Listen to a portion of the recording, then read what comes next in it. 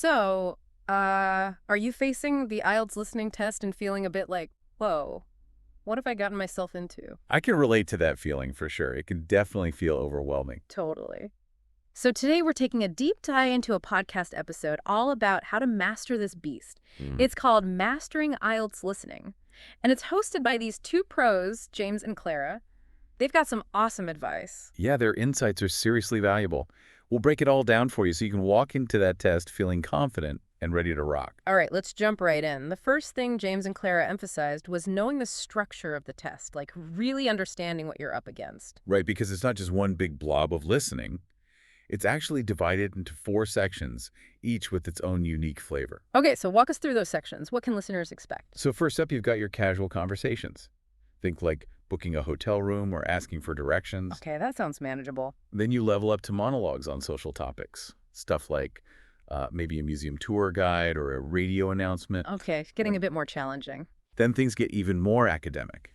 You'll have conversations between students or maybe a professor and a student. Oh, whoa, the stakes are getting higher. And finally, you'll face lectures. Straight up academic lectures. Yikes. That sounds intense. But here's the thing that James and Clara really stressed. Yeah. It's not about the sections getting progressively harder, as some people might think. Really? I always assumed it was like climbing a mountain of difficulty. It's more like navigating a diverse landscape. Each section presents different types of listening challenges. So knowing the structure is like having a mental map. You know what to expect and can adjust your approach accordingly. I like that analogy. So it's not about freaking out that it's getting harder. It's about strategic preparation. Exactly. Now, another layer of complexity is the accents. You'll hear British, Australian, North American. It's like a global listening party. Yeah, that can definitely throw you off if you're not used to it. And that's where James and Clara's advice to start with a practice test becomes super important. Imagine walking into that IELTS listening test without knowing your strengths and weaknesses. It's like navigating a maze blindfolded. Oof. Yeah, that's a recipe for disaster. A practice test helps you pinpoint those areas where you might need extra support. Maybe it's understanding a specific accent or grasping technical vocabulary. So it's all about personalized preparation, figuring out what you need to work on. Exactly. And speaking of personalized preparation, let's talk about time. Because I know a lot of people are thinking, I don't have time for daily English practice. Right. Life gets busy. I hear you. But James and Clara have a brilliant solution. Think of your ears as muzzles. Just like you wouldn't expect to run a marathon without training. You can't expect to excel in the IELTS listening test without regular English workouts. Okay, that makes sense. But does it have to be like super structured and boring? Not at all. They actually encourage you to weave English into your daily routine in fun ways. So like watching Netflix with subtitles counts. Totally. Or listening to podcasts in English while you commute. Reading English news articles online. All of that contributes to training your ears. So it's more about immersion than like sitting down with a textbook. Exactly. It's about making English a part of your life, not just something you study for a test. I love that.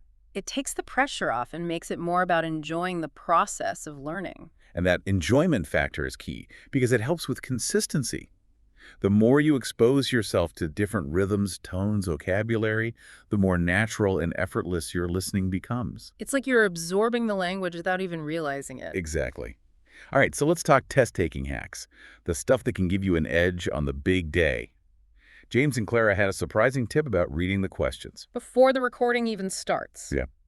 It might seem counterintuitive, but they swear by it. I always just dove right into the listening. I figured I could just wing it. Think about it this way. Would you go on a treasure hunt without knowing what you're looking for? Probably not. I'd be wandering around aimlessly. Exactly. Reading the questions beforehand is like getting that treasure map. It gives you a sense of direction and helps you focus your attention on the most important details. Okay, that actually makes a lot of sense. So you're priming your brain for what's coming. Exactly. You're not just passively absorbing sound, you're on a mission. Those key words in the questions become your anchors, guiding your attention through the audio. I can see how that would make a huge difference. All right, so you've read the questions, you're primed and ready to go. Then you hit a snag. You miss an answer. What do you do? Don't panic.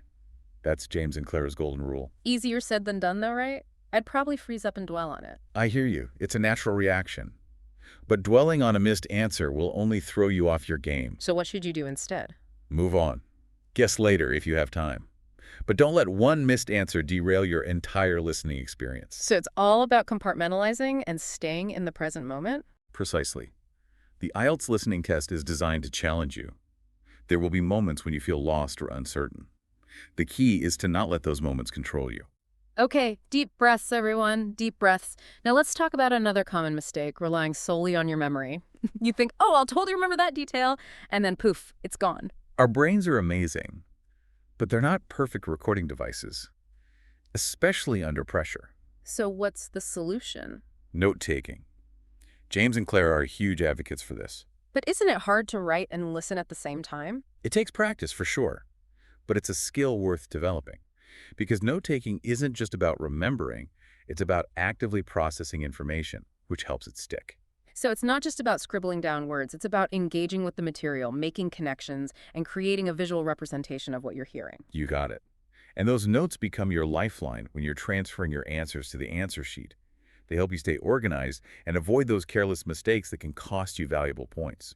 Right, because even if you know the answer but you misspell it or forget a crucial detail, you lose points. Exactly. Okay, and here's another big one. Don't leave those blanks. Even a wild guess is better than nothing. You're playing the odds right. It's like that lottery ticket you buy just in case. Okay, so we've covered the structure of the test, some common mistakes, and the importance of practice and preparation. Now let's dive into James and Clara's recommended resources and exercises. They've got a whole toolkit for us. And having options is great because what works best will vary from person to person. Experiment and find what resonates with your learning style. Not every tool will be a perfect fit for everyone. It's like trying on different hats until you find the one that fits just right. Now, one exercise that really caught my attention was the transcription exercise. Have you ever tried that? Absolutely. It's a fantastic way to train your ear to process spoken English with more precision. You basically try to write down everything you hear in an audio clip. Whoa, that sounds intense. What are the benefits of putting yourself through that? Well, think of it as a workout for your listening muscles. When you transcribe audio, you're forced to slow down. Pay close attention to every sound and really dissect the language. You're like dissecting a frog in biology class, but for English. Exactly. You start to notice those subtle sounds and intonation patterns that you might have missed before. Plus, it helps you build vocabulary and improve your spelling. So it's like a multitasking language learning superpower. You could say that. And the best part is you can do it with anything, podcasts, TV shows, even audiobooks. Just find something that interests you and start transcribing. I love that. Okay, so we've got transcription now. Let's talk about some other specific resources. They mentioned a few apps like IELTS Prep and BBC Learning English. Have you ever used those? Those are great ones to check out for sure. They're specifically designed for IELTS prep, so you know you're getting targeted practice. Exactly. You'll find mock tests, exercises, and even tips from IELTS examiners. Oh, that's awesome. Like having a virtual tutor right in your pocket. Now, what about those of us who prefer a more real-world approach? Any suggestions for them? Absolutely. James and Clara are big fans of TED Talks. Oh, yeah, TED Talks. I love those. They're a goldmine for language learners, with talks on pretty much any subject you can imagine. Okay, but are they really helpful for IELTS prep? They're not specifically designed for the IELTS, but they're amazing for building listening comprehension and exposing yourself to a variety of topics and speakers. And they've got the subtitles, too, so you can follow along if you get lost. Exactly. It's like a buffet for your brain. Yeah. You can sample different topics and find what sparks your interest. I like that. And while we're on the topic of real-world listening, James and Clara also recommended tuning into news channels. Yes, news broadcasts are fantastic for developing your listening skills because they cover such a diverse range of topics and speaking styles. You'll hear formal reports, casual interviews, expert discussions. It's all there. It's like a daily dose of language learning. All right, so we've talked about resources now. Let's go back to test-taking strategies for a moment. James and Clara mentioned something I found really interesting. They talked about the importance of paying attention to transition words in the audio. Oh yes, those little words can make a big difference. You know, words like however, but, in addition. Why are those so important?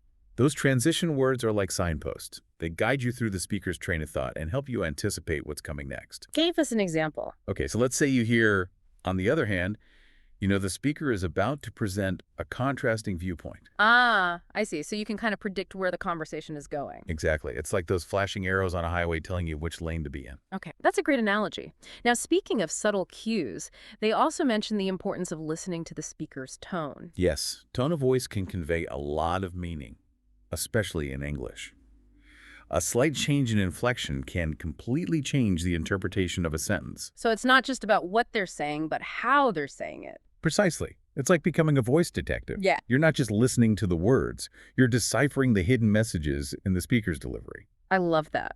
Okay, now I want to talk about a mistake that I know I've made before, not following instructions carefully. Oh yeah, that can be a costly one. The IELTS listening test is very specific about things like word limits.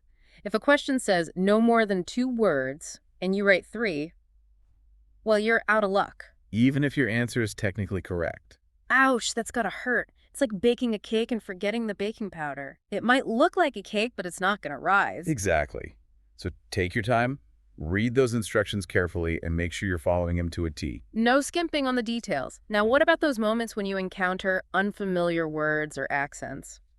I know I've had those. Wait, what did they just say? Moments. It's completely natural to feel that way. Don't beat yourself up about it. But it can be so frustrating, especially when you feel like you're missing crucial information. I hear you.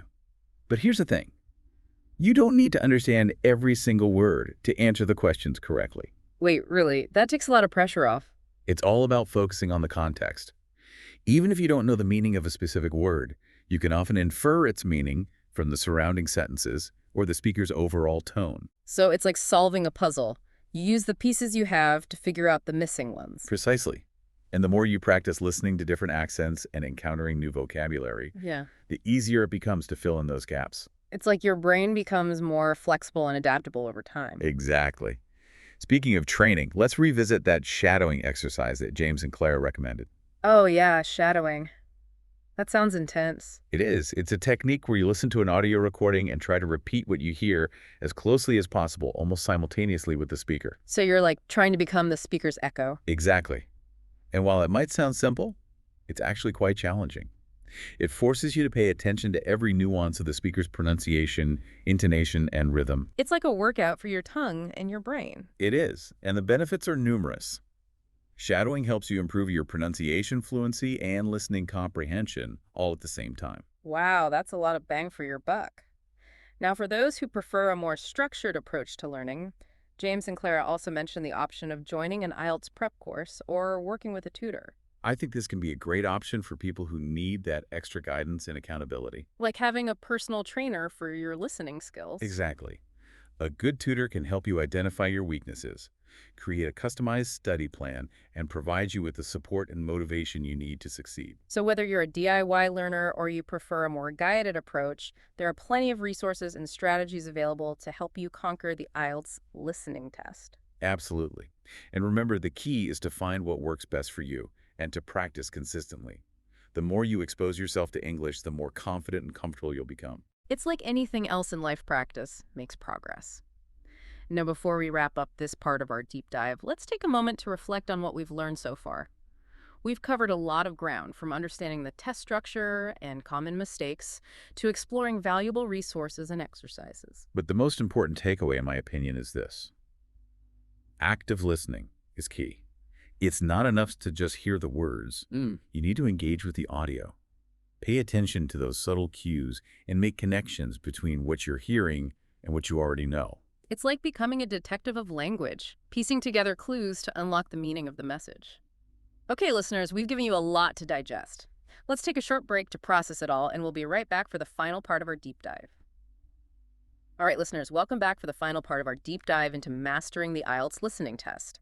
We've covered a lot of ground, but now it's time to bring it all home. Yeah, we've explored those practical tips and strategies, but there's one more crucial ingredient we need to talk about. Okay, I'm intrigued. What is it? Mindset. Your mindset going into this test can make all the difference. You mean like believing in yourself and all that? Exactly. It's so easy to get caught up in self-doubt and negative thinking, especially when you're facing a high-stakes test like the IELTS. Oh, totally. Those what if I fail thoughts can really spiral. Right. So instead of focusing on what might go wrong, shift your focus to what you can control. Your preparation, your effort, your attitude. So it's about cultivating a more positive and proactive mindset. Exactly. Embrace the challenge as an opportunity to learn and grow. Celebrate your progress no matter how small. I love that. It's about focusing on those little victories along the way. Right, because those small wins build momentum and keep you moving forward. Now, of course, you'll probably hit some roadblocks along the way, Oh, for sure. I mean, it's a challenging test. and that's okay. Setbacks are a natural part of the learning process. The key is to not let them derail you. Easier said than done, though, right? I know it can be tough, but try to reframe those setbacks as opportunities to learn and adjust your approach. Maybe you need to try a different study technique or seek out some extra support. Speaking of support, don't be afraid to ask for help, whether it's from a tutor, a friend, or even just someone who's gone through the IELTS before. Having a support system can make a huge difference. It's easy to feel isolated when you're prepping for a big test, but connecting with others can provide encouragement, perspective, and even a little bit of fun along the way. It's like you're all in this together. Exactly. And speaking of fun, let's not forget that learning English can and should be enjoyable. Right, it shouldn't feel like a chore. Exactly. Find activities that spark your interest and weave them into your daily routine. Maybe you listen to a podcast while you're walking the dog or watch a movie in English with subtitles. I like that. So it's not just about studying, it's about making English a part of your life. Precisely. The more you can integrate English into your life in a natural and enjoyable way, the more sustainable your learning will be. It's about building a positive relationship with the language. Exactly. And as that relationship grows, so will your confidence and your ability to succeed on the IELTS. All right, so as we wrap up this deep dive, let's leave our listeners with one final thought. What's one small action you can take today to move closer to your IELTS goals? It doesn't have to be anything huge. Maybe it's downloading an app or listening to a short podcast, or even just writing down 3 new vocabulary words. It's all about taking those small steps consistently. Exactly. Every journey starts with a single step, and those small, consistent actions will eventually lead you to your destination. So listeners, go out there, embrace the challenge, and most importantly, believe in yourselves. We're cheering you on every step of the way. You've got this. Thanks for joining us on this deep dive into mastering the IELTS listening test. We hope you found it helpful, and we wish you all the best on your IELTS journey. Happy listening, and good luck crushing that test.